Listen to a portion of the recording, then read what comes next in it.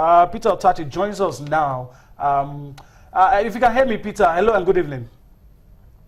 Good evening, I can hear you. Okay, let's talk about Asisat.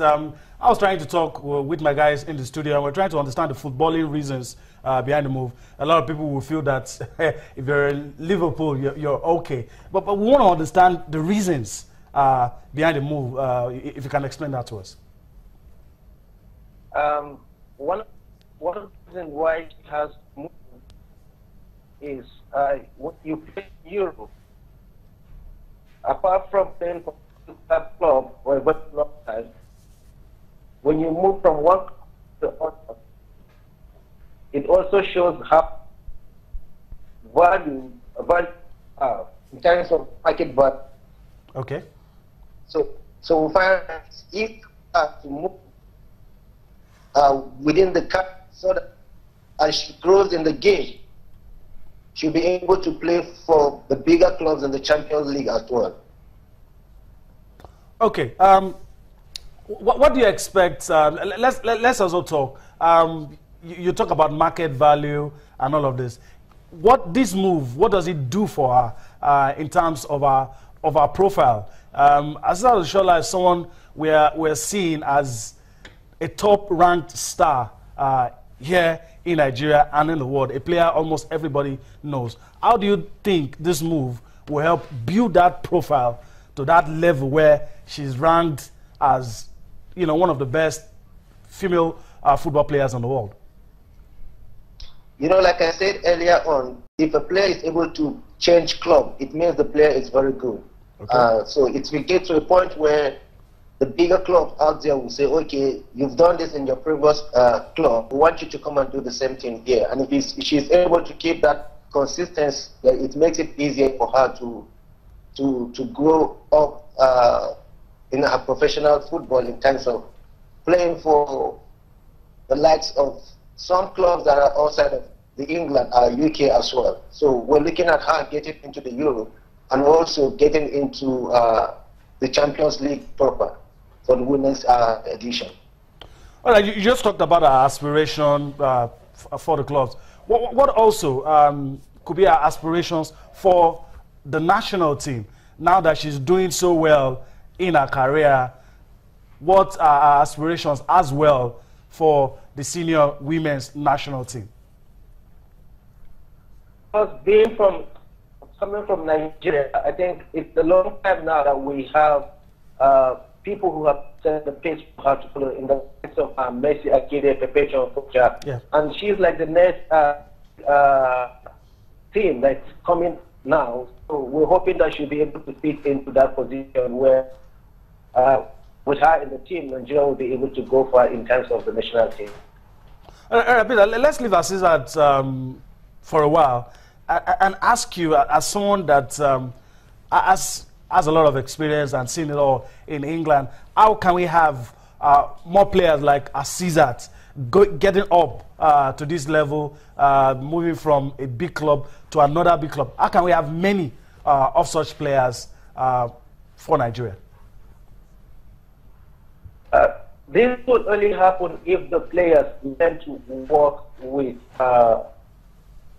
the right agent. It's not about you playing in Europe, but it's about you doing the right, about the player having the right agency that will guide. Because what we do, we're only looking at career, but we're looking at life after football as well too. So we're doing our best to see that each time we work with any of the player, they do the right thing, moving them from one club to the next club, which is a little bit better than we're coming from.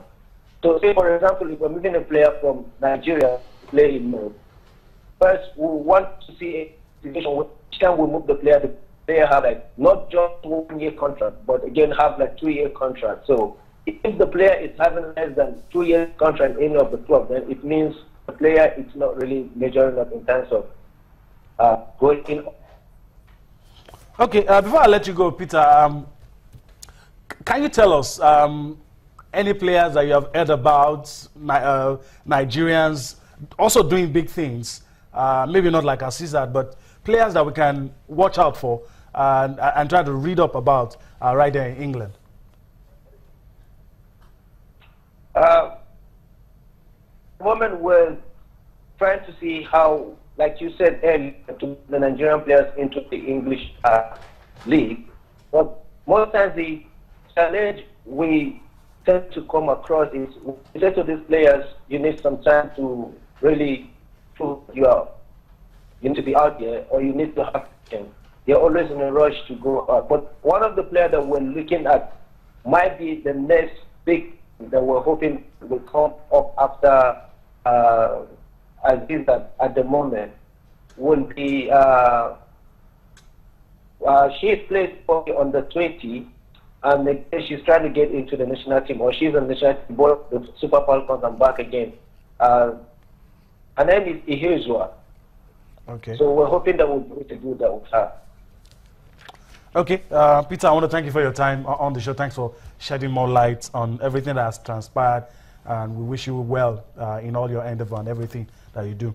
All right, that was Peter Otache, Asisat Oshola's representative. He said a lot of interesting things that I want you guys to react to.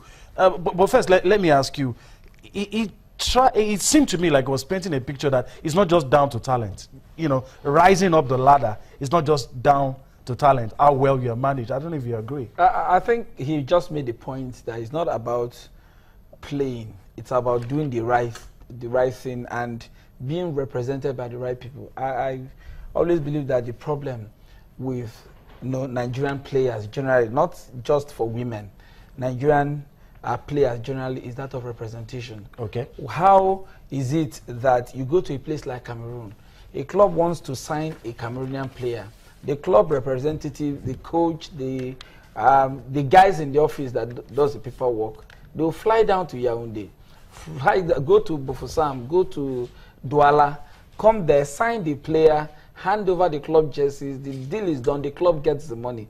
Why is it that somebody cannot just come in to Nigeria, goes to a place like Sunshine Stars, the general manager of the club coming, signs a player, the jersey is presented there and then. So if that's a representative, you find a club in the Nigerian Premier League with 11 players playing week in, week out, and the club will tell you that they don't have the player's license. Wow. That the player can live for free. So it's not about just playing. You're playing well. Okay, who is representing you?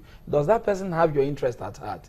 Does that person really want the best, or what he or she wants to get from the deal? I think that is the one major problem that have been hampering the movement of our players. And I think the earlier we regulate that aspect of it, early in the season, okay, that was last season, from where I attended, Shehu Diko was like, we're going to bring all academies under the umbrella of various clubs.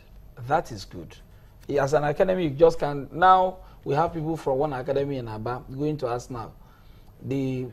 Not following the proper channels. These boys are not in any club here. These are, you just set up an academy for the sake of setting up an academy. What do they do? Every day you train players, you ship them out. Some go to Kazakhstan, others go to Yemen, others go to where places you cannot really train. I think Otachi just made the point that it's about doing the right thing to get the right results. Get the right result. Chris, let me quickly come to you. I asked him, and he didn't say much, but what else can Asisat aspire to? I can scratch my head now and think, okay, she can aspire to probably become the best, being named the best player in Africa, best player, probably win the FIFA Ballon d'Or. But do you think there's any other thing that she can aspire to? It looks to me like that she has really climbed up the ladder. Yeah, she has, but we have to look at it from a very positive angle. Okay. When you come to women's football in Europe, you know, like you have the hype that's surrounding the Premier League. It's not as if the last time a Premier League team won the Champions League was in 2012, which was by Chelsea. Okay. And you know, if you look at the circumstances that led to their winning the Champions League, it wasn't as if it was very small. Put a question mark on it. You discover that they didn't merit it. No, but it's not as if they didn't merit it. But if you look at the teams they eliminated and the circumstances and all that. So what am I trying to say?